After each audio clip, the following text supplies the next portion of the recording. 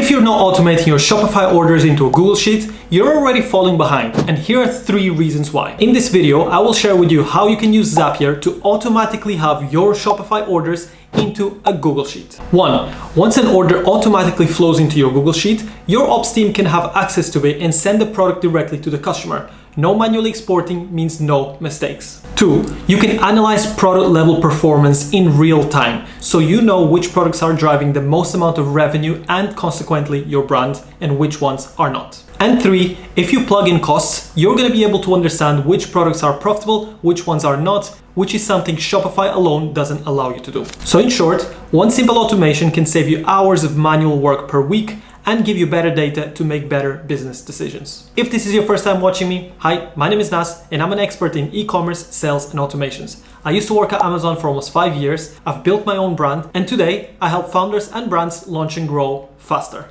But enough about me, let's get right into why you're here. Automations can be super powerful when you have an e-commerce store. You can automate so many parts of your workflow, but in this video, I'm gonna use Zapier. I could have used Make or N8N among others, but I find Zapier to be the one with the smoothest customer experience. It's also a very good one for beginners, so if this is your first time running an automation on your e-commerce store, this is the right place to be. By the end of this video, you'll know how to create an automation so that certain elements of your order go straight into your Google Sheet. You will see that we have some flexibility on what data we want to pass and what data we don't, but hey, let's get into it. So what are the things you will need to follow along with me in this tutorial? You will need a Zapier account, you will need a Google Sheets account, and you will need a Shopify account. So you're gonna go to Zapier, which the website looks like this, and once you create an account, you'll be able to see this screen right here. I'm gonna ask you to go ahead and hit the button Create on the top left corner. And from here, you're gonna select Zaps. You will then be able to click on Trigger and define what your initial trigger is going to be. In this case, we want it to be Shopify, which is right here.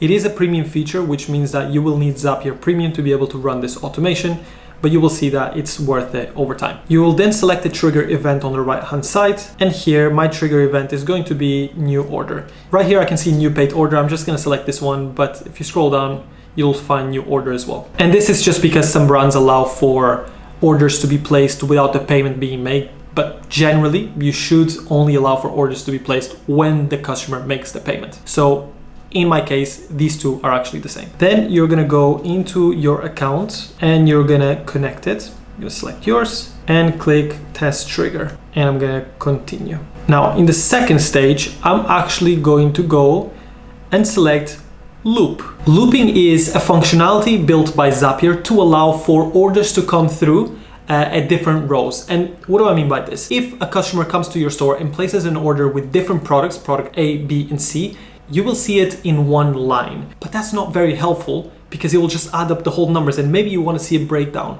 That's when looping comes into place. If you create looping, it will allow for the same order. So order 10, product A, this price, order 10 again, product B, this price, and so on. So I always recommend you to set up looping, and it's something that a lot of people get wrong and then struggle with their automations later on. But we're going to select looping right here. And then you're going to select create loop from line items and hit the button continue.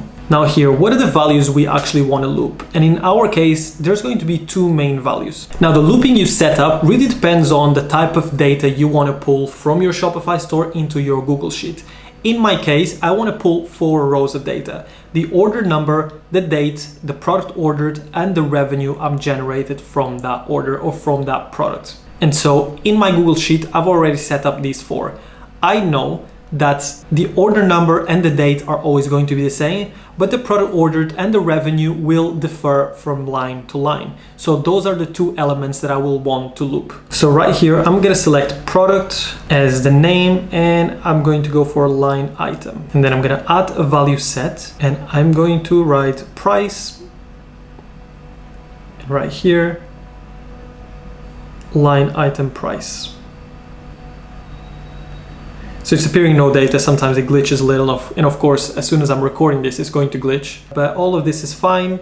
You click continue, and I'm gonna test it just to make sure everything's smooth, and yes. You can see here your loop runs successfully in about 0 seconds, which is good. And then we're gonna hit the plus button, and we're gonna add Google Sheets because we want our data to flow to Google Sheets.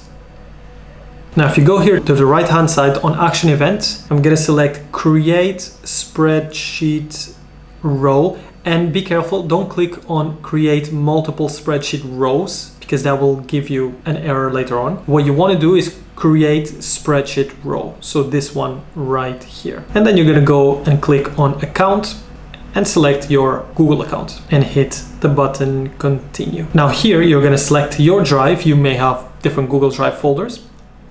I have two, so I'm gonna select the one that I want. And I'm gonna select this spreadsheet that I already created with the values that I wanna pull and select it right here. And then within the worksheet, you may have different tabs. I only have one, so I'm gonna select it right here. And it's gonna pull automatically the 4 elements that I defined in my Google Sheet from before. On order number, I'm gonna select here from Shopify, and it's going to be order name. This is essentially the number of the order, so I can identify it. On date, I'm gonna go here to date under Shopify, and I'm just going to select created at. And this is where a lot of people make a mistake. The first two, they are not looping elements. So you just select them from the Shopify dropdown.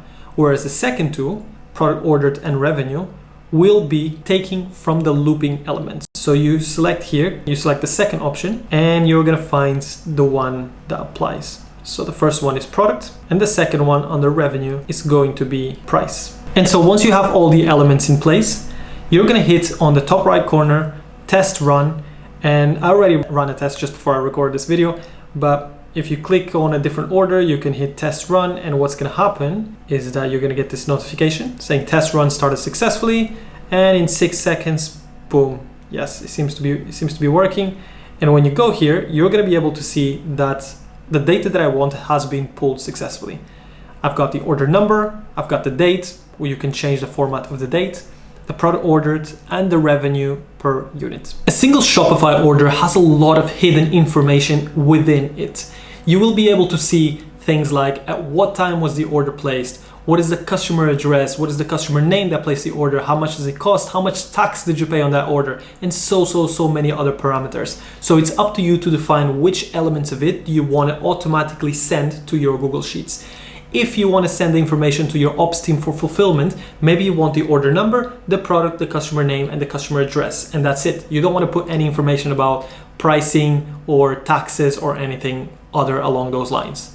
But if you want to do a financial analysis, for example, maybe you want to take the product name, you want to take how much it costs, how much taxes you paid, how many discounts you've given, and maybe put your margin as well so that you can run a proper P&L analysis that's relatively automated. What I showed you just now was just the beginner layer of what automations can do to your Shopify store. You can go so much further. I mean, you can automatically get Slack notifications when an order is placed, for example, or you can automate your customer communication or your chatbot, or even have the data from Shopify feed into a Google Sheet and then add another layer that takes you right away to a Looker Studio report where you can see a beautiful report with all the data that you've chosen to display.